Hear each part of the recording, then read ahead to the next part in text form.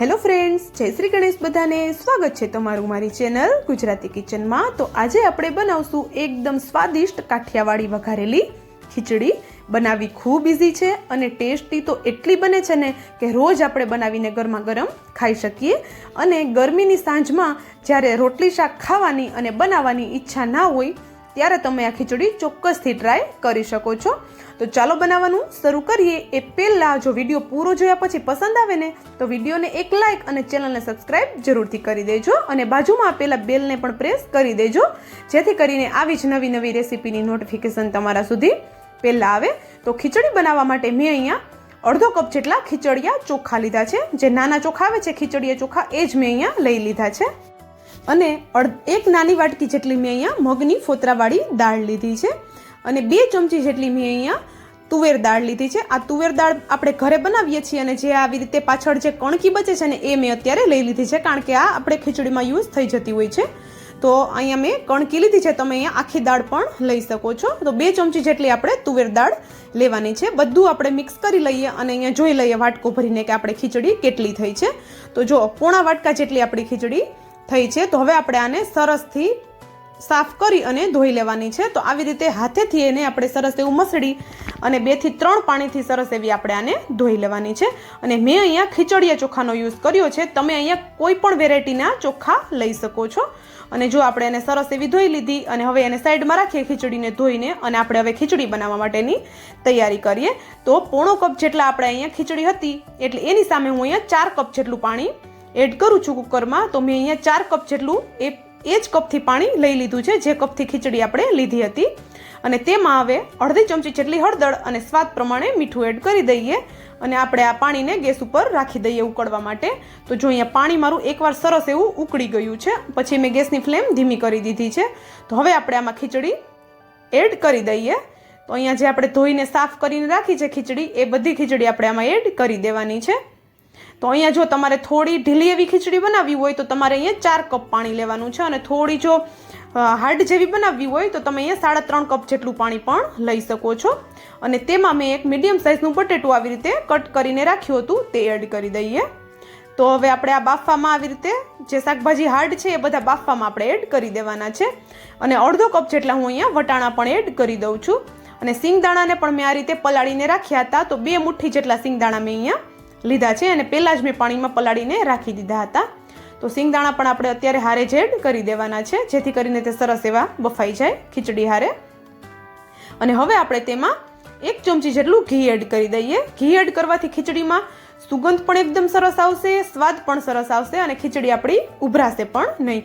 તો હવે આપણે આ બધું એકવાર સરસ મિક્સ કરી લઈએ. મિક્સ કરવું ખૂબ જરૂરી છે. અને પછી આપણે ઢાંકણ બંધ કરી અને આપણે આને 3 થી 4 વિસલ થવા દઈએ. તમારું કુકર કેવડું છે એ પ્રમાણે તમારે અહીંયા વિસલ કરી લેવાની છે. અને જો આપણી ખીચડી ચડે છે ને ત્યાં સુધીમાં આપણે ખીચડીના વઘાર માટેની લસણવાળી ચટણી બનાવી લઈએ. તો એના માટે મેં અહીંયા થોડી લસણની કળીઓ લીધી છે, એટલે કે અડધા ગાંઠિયા જેટલું લસણ મેં લઈ લીધું છે એને ફોલીને, અને તેમાં મેં થોડા આદુના ટુકડા એડ કરી દીધા છે. અને હવે તેમાં આપણે લાલ મરચું એડ કરશું. તો અહીંયા વધારે તીખું મરચું નથી મારું, એટલે હું અહીંયા 2 ચમચી એડ કરું છું. તમે તમારે જેટલું તીખાશ જોતી હોય એ પ્રમાણે અહીંયા મરચું એડ કરવાનું છે. અને અત્યારે થોડી ચટણી મેં વધારે બનાવી છે, કારણ કે પાછળથી આપણે આને વઘારશું ચટણીને, અને તે ખીચડી હારે ખાવાની ખૂબ મજા આવે છે. તો અત્યારે જ મેં વધારે બનાવી લીધી છે. અને ચાલો હવે ખીચડીનો વઘાર પણ કરી લઈએ જ્યાં સુધીમાં આપણી ખીચડી ચડે છે. તો અહીંયા મેં એક વાસણમાં 1 ચમચો જેટલું તેલ અને તેમાં 2 ચમચી જેટલું મેં ઘી લીધું છે. જો ઘીથી વઘાર કરશો તો ખીચડીની સુગંધ અને ફ્લેવર બંને ખૂબ જ સરસ આવશે. પણ જો ઓપ્શનલ છે, તમને પસંદ હોય તો લેવાનું છે, પણ આનાથી સુગંધ અને સ્વાદ બંને સરસ આવે છે. અને આપણું ઘી અને તેલ ગરમ થઈ જાય પછી આપણે તેમાં અડધી ચમચી જેટલી રાઈ અને અડધી ચમચી જેટલું જીરું એડ કરી દઈએ. અને પછી રાઈ અને જીરું ફૂટી જાય એટલે થોડા સૂકા લાલ મરચાં મેં અહીંયા 2 થી 3 જેટલા લીધા છે અને એક તમાલપત્ર લઈ લીધું છે. અને પછી આપણે એક મીડિયમ સાઇઝની ડુંગળી લીધી છે. મેં અહીંયા મીડિયમ સાઇઝની નહોતી, આમ તો મોટી એક ડુંગળીને મેં આવી રીતે ઝીણી ઝીણી કટ કરી લીધી છે. અને તેને પણ સરસ એવા વઘાર હારે આપણે મિક્સ કરી લઈએ. અને થોડો કલર ચેન્જ થાય ત્યાં સુધી આ ડુંગળીને આપણે થવા દેવાની છે. તો ડુંગળી એડ કરી એટલે હારે આપણે ગાજર પણ અત્યારે જ એડ કરી દઈએ, જેથી કરીને ગાજર પણ સરસ એવું સંતળાઈ જાય ડુંગળી હારે અને કૂક થઈ જાય. અને જો તમારે ગાજર ખીચડી મેશ થઈ ગયેલું જોતું હોય ને, તો ખીચડી જ્યારે આપણે બાફવા મૂકી છે ને ખીચડી થવા માટે, ત્યારે જ તમારે મોટા ટુકડા કરીને એડ કરી દેવાનું છે. તો પણ ખીચડી આરે સરસ એવું મેશ થઈ જશે. પણ જો આવી રીતે થોડા ટુકડા આપણે સમજમાં આવે એ રીતે રાખવા હોય તો અત્યારે વઘારમાં આપણે એને એડ કરવાનું છે. અને જો ડુંગળી અને આપણું ગાજર થોડું કૂક થઈ જાય પછી આપણે તેમાં બાકીની પ્રોસેસ કરશું. તો જો અહીંયા આવે ડુંગળી ને ગાજર સરસ એવું આપણું કૂક થઈ ગયું છે. તો આપણે જે લસણવાળી ચટણી બનાવી છે ને એમાંથી 1 ચમચી જેટલી હું અહીંયા ચટણી આ વઘારમાં એડ કરી દઉં છું. અને સરસ એવી ચટણીને પણ આપણે આ વઘાર હારે મિક્સ કરી લઈએ અને એકાદ મિનિટ જેવું આપણે એને કૂક થવા દઈએ. તો જો આવી રીતે સરસ એવું મિક્સ કરી લીધું છે. અને જો ચટણી બળી ન જાય એનું આપણે ખાસ ધ્યાન રાખવાનું છે કારણ કે આપણે એમાં લાલ મરચું પાવડર એડ કર્યો છે. તો જો આવી રીતે હલાવી અને સરસ એવું મિક્સ કરી લઈએ. અને હવે આપણે એમાં ટમેટું એડ કરશું. તો અહીંયા મેં 2 ટમેટાને આવી રીતે ઝીણા ઝીણા કટ કરી લીધા છે. તો ટમેટા પણ આપણે એડ કરી દઈએ અને તેને પણ સરસ એવું મિક્સ કરી લઈએ આપણે. અને ટમેટા એડ કર્યા છે એટલે આપણે એમાં સ્વાદ પ્રમાણે મીઠું પણ એડ કરી દઈએ. અહીંયા મીઠું આપણે જોઈને એડ કરવાનું છે કારણ કે ખીચડીમાં ઓલરેડી આપણે મીઠું એડ કરેલું જ છે. તો અહીંયા આપણે આ શાકભાજીના ભાગનું જ મીઠું એડ કરવાનું છે. તો મીઠાને પણ સરસ એવું મિક્સ કરી લઈએ અને ટમેટાને સોફ્ટ થાય ત્યાં સુધી આપણે આને હવે થવા દેવાનું છે. અને જો લીલા મરચાંનો ટેસ્ટ પસંદ હોય વઘારમાં તો આવી રીતે 1 મરચાંને મોટા મોટા ટુકડા કરીને એડ કરી દેવાનું છે. ટોટલી ઓપ્શનલ છે, જો તમને પસંદ હોય તો એડ કરવાનું છે. અને આપણું આ બધું મસાલા બળે નહીં એટલા માટે અહીંયા 1 થી 2 ચમચી જેટલું આપણે પાણી એડ કરી દઈએ અને ટમેટાને આપણે સોફ્ટ થાય ત્યાં સુધી હવે થવા દઈએ. તો જો બધું એકવાર સરસ એવું મિક્સ કરી લીધું આપણે અને પછી આપણે અહીંયા હવે ટમેટાને જોઈ લઈએ. તો જો સરસ એવા ટમેટા આપણા સોફ્ટ થઈ ગયા છે. તો એમાં આપણે બાકીના મસાલા કરીએ. તો એમાં હું અડધી ચમચી જેટલું ધાણા જીરું પાવડર, અડધી ચમચી જેટલું અહીંયા હળદર એડ કરું છું અને અડધી ચમચી જેટલો હું અહીંયા ગરમ મસાલો એડ કરું છું.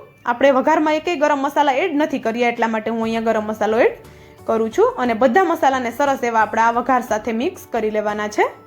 તો ચલો મસાલા આપણા થોડી વાર સંતળાય છે ત્યાં સુધીમાં આપણે ખીચડી પણ ચેક કરી લઈએ કે આપણી ખીચડી થઈ ગઈ છે કે નહીં. તો જો અહીંયા કુકર મેં ગેસ ઉપરથી ઉતારી લીધું છે અને એમાં રહેલું બધું પ્રેશર હું પહેલાં હટાવી દઉં અને પછી આપણે કુકરને ખોલીને ચેક કરીએ. તો જો અહીંયા હવે આપણે ખીચડી ખોલીએ તો જો પરફેક્ટ એવી આપણી ખીચડી થઈ ગઈ છે. જો આટલી ઢીલી આપણે અહીંયા ખીચડી જોઈએ છે. વધારે આપણે અહીંયા કઠણ પણ નથી કરવાની કારણ કે ઠંડી થયા પછી તે હજી કઠણ થશે અને આપણે જ્યારે એને એડ કરશું વઘારમાં ત્યારે પણ તે થોડી કઠણ થશે. તો જો આટલી ઢીલી ખીચડી બનાવવા માટે અહીંયા આપણે 4 કપ જેટલું પાણીનો ઉપયોગ કર્યો છે. તો જો હવે વઘાર પણ આપણો સરસ એવો રેડી થઈ જ ગયો છે. તો એમાં આપણે જે ખીચડી બાફીને રાખી છે ને તે એડ કરી દેવાની છે. તો બધી ખીચડી હું અહીંયા એડ કરી દઉં છું. તો આ ગરમીમાં કિચનમાં આપણે વધારે વાર ઊભું ન રહેવું પડે એટલા માટે આપણે અહીંયા ખીચડી અને વઘાર બંને હારે જ બનાવવાનું શરૂ કરી દીધું જેથી કરીને બંને હારે બનીને રેડી થઈ જાય. તો આપણી ખીચડી થઈ ગઈ ત્યાં સુધીમાં આપણો વઘાર પણ બનીને એકદમ રેડી થઈ ગયો. તો આપણું કામ એકદમ ઝટપટ થઈ ગયું. તો જો હવે ખીચડીને પણ સરસ એવી આપણે વઘાર હારે મિક્સ કરી લઈએ. તો તમે જોઈ શકો છો એકદમ હળવા હાથે આપણે બધી ખીચડીને મિક્સ કરી લેવાની છે વઘાર હારે. અને આ ગરમીમાં સાંજે રોટલી શાક ખાવાની ઈચ્છા તો બિલકુલ થતી નથી.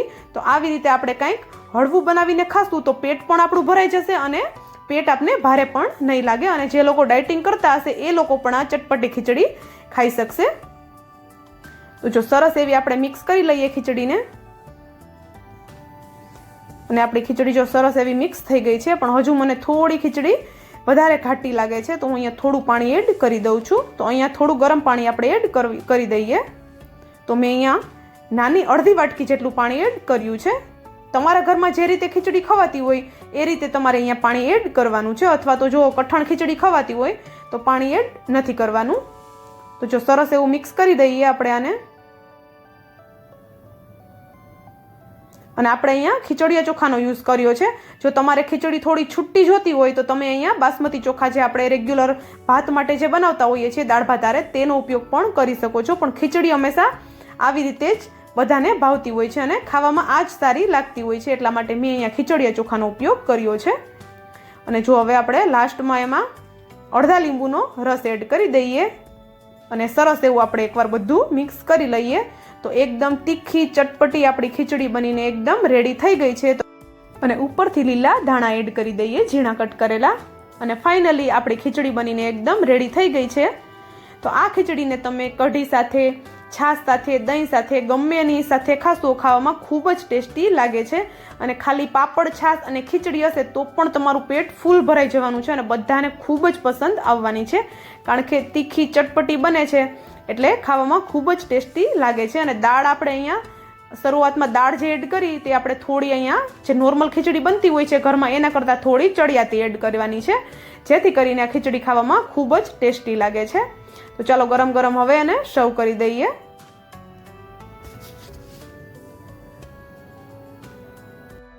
અને આપણે અહીંયા ઉપરથી થોડી એડ કરવા માટે લસણવાળી ચટણી પણ બનાવી છે. એ જે આપણે લસણવાળી ચટણી પહેલાં બનાવી એમાંથી જ થોડી મેં અહીંયા બચાવી રાખી હતી. એને આપણે ગરમ તેલમાં વઘાર કરી લેવાનો છે સિમ્પલ. એટલે આપણી વઘારેલી ચટણી અહીંયા બનીને એકદમ લસણવાળી રેડી થઈ ગઈ છે. એ ચટણી તમે આ ખીચડી સાથે ખાઈ શકો છો. ખાવામાં ખૂબ ટેસ્ટી ચટપટી એવી લાગે છે. તો જો તમારે આવી રીતે ચટણી ખાવી હોય સાથે તો પહેલાં જ થોડી ચટણી એક્સ્ટ્રા બનાવી લેવાની છે આપણે જ્યારે ખીચડી માટે બનાવીએ ત્યારે. તો આવી રીતે ઉપરથી એડ કરીને ખાવામાં ખૂબ જ ટેસ્ટી લાગે છે. અને આને આપણે સિંગ તેલમાં વઘારવાની છે, જેથી કરીને તેનો ટેસ્ટ ખૂબ જ સરસ આવશે ખીચડી સાથે ખાવામાં. તો ચાલો બનીને એકદમ રેડી થઈ ગઈ છે આપણી વઘારેલી Kathiyawadi khichdi. And thank you for watching.